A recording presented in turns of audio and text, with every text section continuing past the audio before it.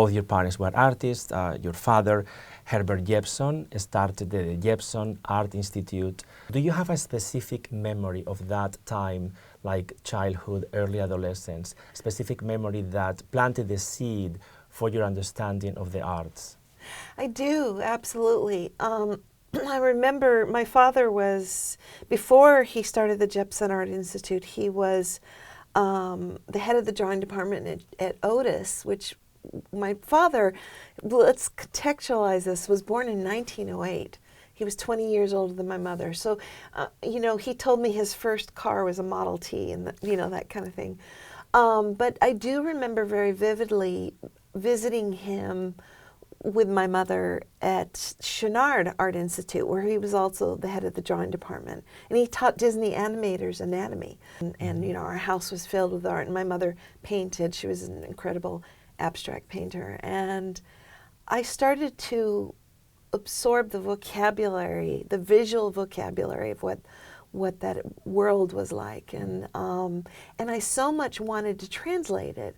So by the time I reached the age of 13, I thought, well, I want my own art, even though my father taught me to draw, and I still love making art, but I wanted my own art. And so it was because of a teacher in grade school who got me excited about poetry, and it was, as Leonardo da Vinci said, it was painting with words. That would be a good definition for your poetry, like this kind of translating this art world.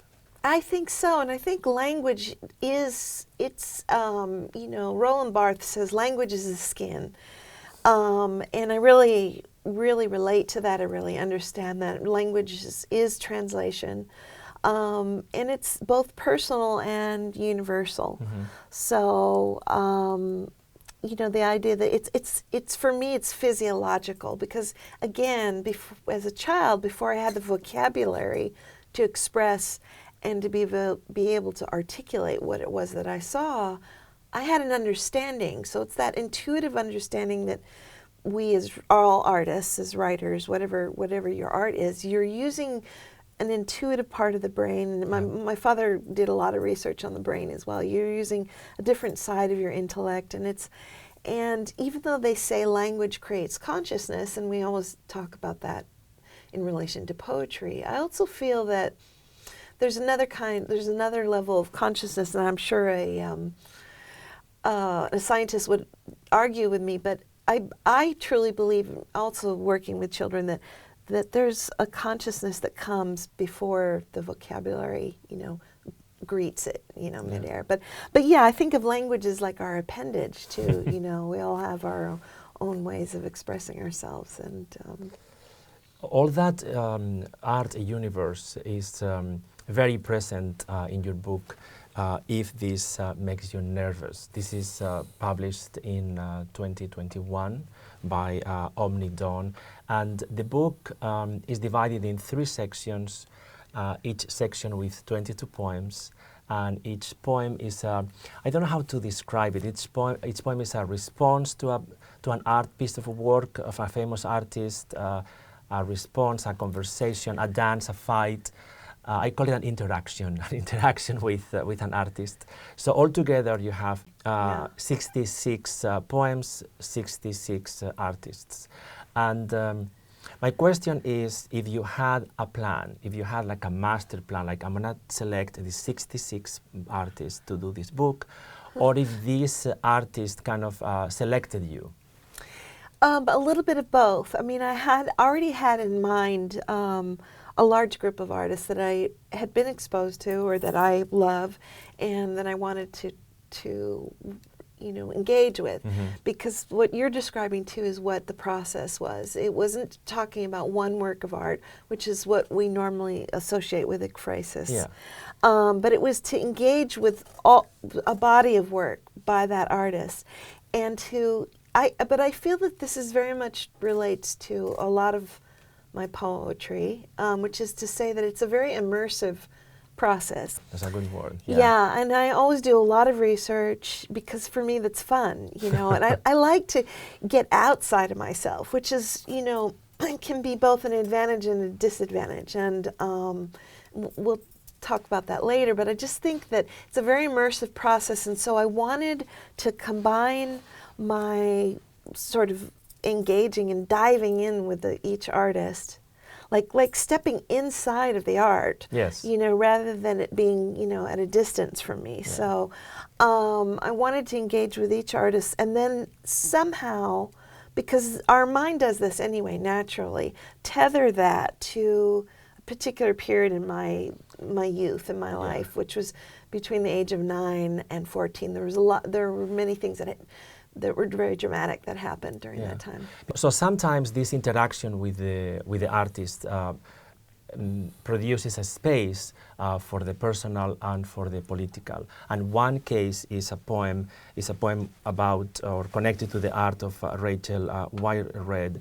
And in this poem, there is a reference to the death of your half-sister. It was the first poem that I wrote, and I think it was as far back as 2017.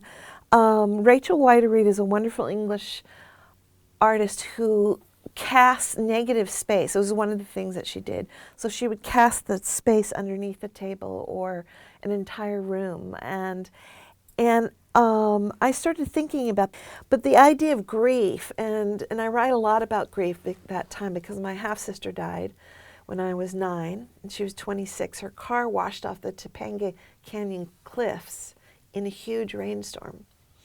And it was just, trying to sort of have these visual stand-ins to represent what it was that I was feeling.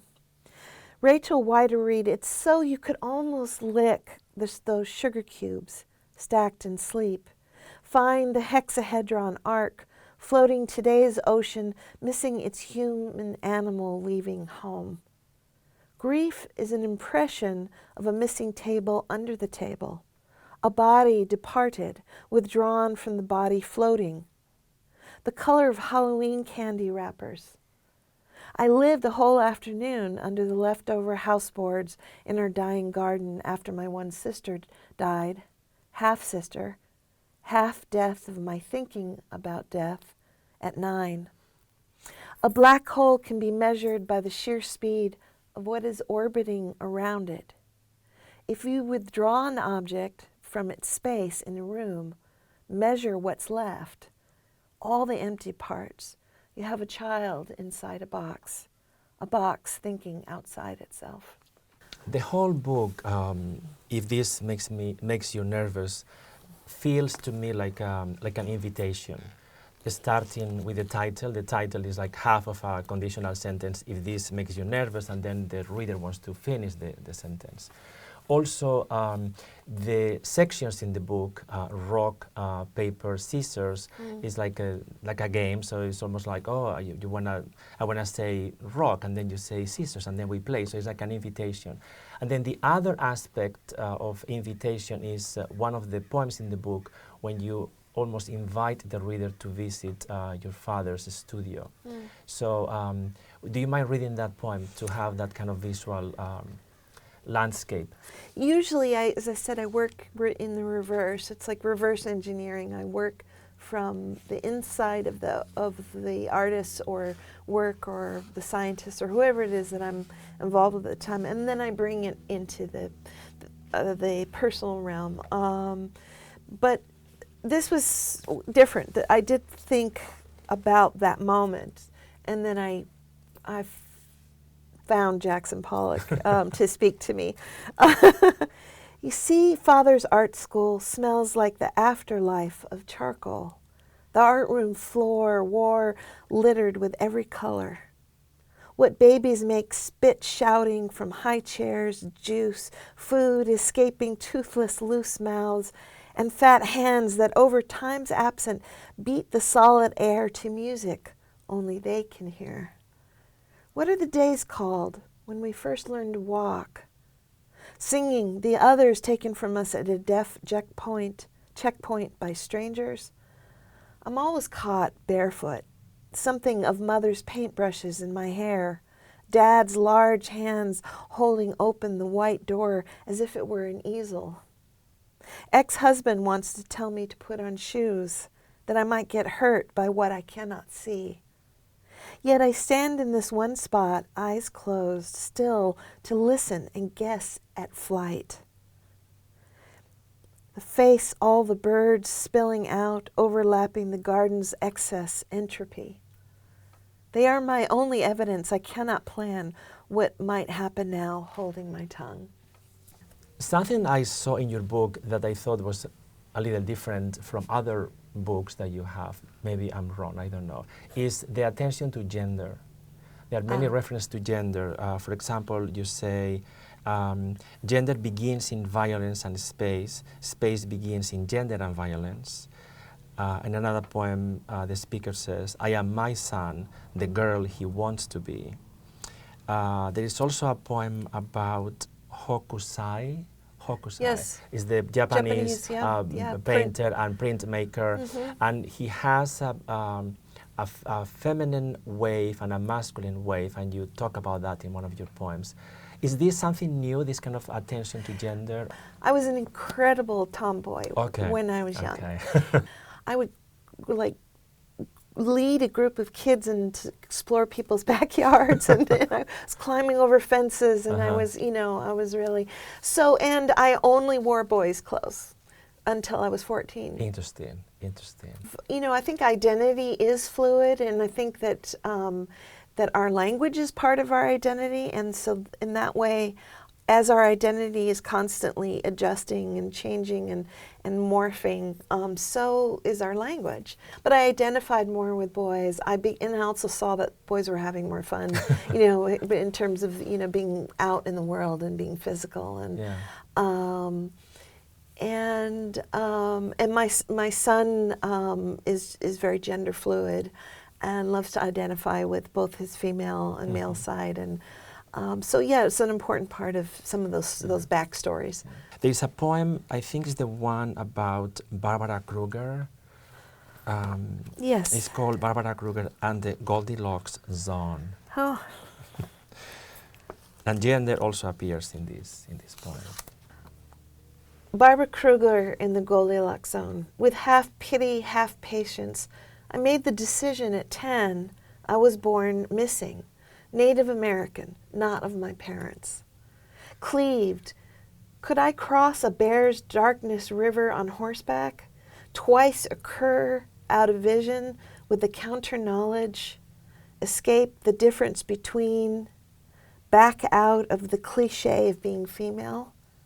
I could be a male, bedded there in that word, declared himself first to the moon's podron table, take a larger chair. His demi-acquaintance, and that's Barbara Kruger's one of her titles, made me cry under the bed, confide in my closet, though I was never afraid of death or stitches sewn on the open shirt. Visible is what others are, not what I wanted to be, ally to only myself, obliterated, free enough, never sleeping for any badlands, daughter of light and its late consequences. The past had a way of speaking to me in coy candor. Common sense was not as strong as the other senses, not stupid enough to make me believe in a future. It all belonged to someone else, like my parents, who could see it, unsightly as drawn boundaries and the swig violence of adults. This style, I don't know how to describe it, this style of interacting with an artist has happened before in your books. Before, If This Makes You Nervous, you published No Don't in 2020, and before that Squander in 2016, before that Mask in 2008, and before that The Flammable Bird in 2002. The book Squander, you create this interaction with artists, sometimes with visual artists, but many times with writers. Yeah, and I'm holding this up because the cover is, Anne Hamilton gave me the cover of Mask and this book, and she's Wonderful. one of my favorite installation artists, and she engages with poets a lot. She uses poetry in her shows and in her writing. But what you're talking about, so there are two sets of poems in here, and the set that you're talking about, even though they're mixed throughout, what I did was I took whether it was an artist or a writer or whoever it was, I would write down, I would like do this, I would flip, and I would just randomly pick little snippets of their writing, and I would fill 3 pages of this, and then I would study it, and I would pick the line that I wanted to start with. And so all of their lines are in italics, and then like that game that children play, I would, like, it would begin with their line, and then if I said to you, once upon a time there was a man that sat in a box, and then you would give me the next line. I did that because I wanted to show also that when you take language out of context, you can create a new context with it. And that's will create a story. I mean, there's so many opportunities for us. As it sounds gimmicky, but it was amazing what emerged from that, and I do call those the dialogues. Yes, definitely. Yeah. Definitely. One of the poems is, I love the title, is the Virginia Woolf, Arrival of the Bright Moth.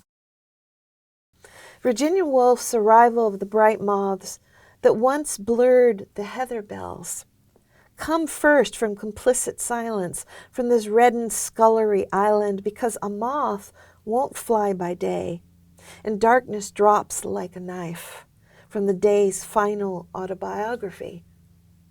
But from the leaden waste of waters where we float, caught in a string of 6 little fish that let themselves be caught, like thinking, traveling in foreign parts. Imagine forks laid out straight to be picked up, put down, the floor strewn with paintbrushes, knitting threads, hat pins, and a sea holly ruin of words, mere scrawls. From the bedroom window, see the road shoving the dark before it, the dark shut down behind it. From the room to room, full of tissue fuchsia flowers, we rattle and flesh with the future, its satiety and doom, as the papery moths keep on coming, like note scraps torn out from each interlude, because you don't need to know anything at the beginning, because starting yourself over again, beauty is almost always dumb. Who knows what that's about? There are so many things in the poem. The sound, the F sound, all the F sounds together, and it's also very visual. It's like a trip from the text to the visual world, and from the visual world to the text. Yeah, I like to walk you through different rooms, while you're experiencing something, and it's very physiological. Language is very physical for me. It's very erotic. It's very sensual, and as David St. John often says, the music of the language persuades, and it has emotion to it. It's a feeling like you're rowing toward the shore and you want to get there, But so the logic play, of course, takes a little work. It's like, okay, if I go from point A to point B, and I always like to say that every poem presents a series of proposals. It's a set of equations that you then have to add up and decide what, where. But as long as it keeps moving forward, that's what's important. Just like with film. You are a very active member of the Los Angeles poetry community, as everybody knows. So I'm going to list just a couple of things. You're the director of the Ruskin Art Club. The literary, I work with the literary programs. Yes, for the programs. And this is the big one for the past 26 years, is that right? 26 years? Yeah, I think so. You have been the programming consultant and poetry stage manager at the Los Angeles Times Festival of Books. It's a big thing, 26 years. You are also an editor for the Los Angeles Review of Books, and you were also involved with the West Hollywood Book Fair. You have been involved with book fairs for a long time. Have you seen a change in the role of the book fair now that we are, with the electronic books and social media? Is this the same role? Has changed? Do you see a big future for them? Are they going to collapse? Right. People do buy books, and it's amazing, and it's lovely to see that. And I'm old-fashioned. I have thousands of books, so I love my books. But I mean, I do see it changing. One thing I love about the book fair is that there's such a diverse. We try really hard to make sure that it's an across-the-board diverse selection of writers from locally, nationally, and sometimes internationally.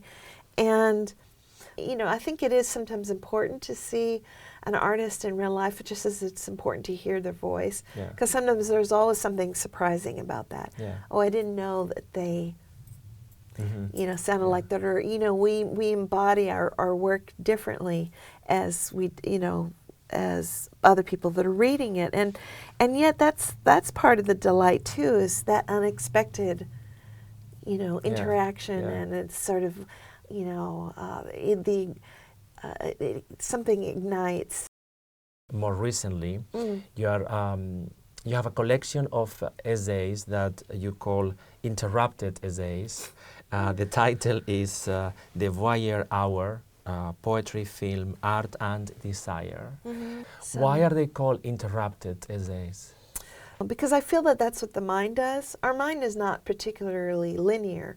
I mean, even as I'm speaking to you, I'm sort of thinking, I have three other things going on out there. So I feel like that we're constantly, multimedia. we all the cylinders, as they say, are firing. Or again, as Stanley Kunitz said, all the windows of the house are open. And so I felt like I wanted to at least mimic that process of thinking, like the essays follow, obviously, point A to point B, but I wanted it to be like the mind, where the mind is having these little tiny moments of, bringing up an image or an idea or something that's related to it. So. Yeah. Do you have a poem to close the interview? It's an old poem, but it's going to be new in the sense that it's coming out in September with the Academy of American Poets Poem a Day. And it's about a dear friend, poet Agha Shahid Ali, who I met at the Chateau Marmont in the series. And we were just instant friends after that. So, and we both have poems dedicated to each other in our books. But this is called Karma, and it is about, in regard to his death from a brain tumor. What are the chances, Shahid, you will yardstick your way out of the wintering grounds, pinafore of snow, with the identical song memory now recites for me? Like the time our car stuttered to a stop in the middle of the street, or when those orchids bordering the far side of the walk had to be wing bones once. The prehistoric gull's flight before consciousness was pegged by man, before rain shuddered like a crowd's deafening voice, that same pitch loneliness factors from silence. Or when one's hands and knees are on the earth and sorrow becomes 100 silver fish heads thrown in a market in China. How burnt grass in California carried a warning wind that still hurts someone's lungs in Upper Canada. What are the chances? A piece of my flesh glow-wormed its way into your heart as a single word would in the future of someone's open mouth. Or that the ones we loved were once the ones we hated. How my undoing passion for moon jellyfish means the next life will be empty freedom in all sex, or opposite, a taproot set in the garden where the impressed darkness smells like saffron and blood, as it retrieves the desert's mirage water over and over again. All the while we're here, knowing this loss phrases some gods gain or damn, that obsidian wasn't merely volcanic glass, but the last jewel set deep in your brain. Thank you very much, Elena. Thank you. Thank you, Maureen.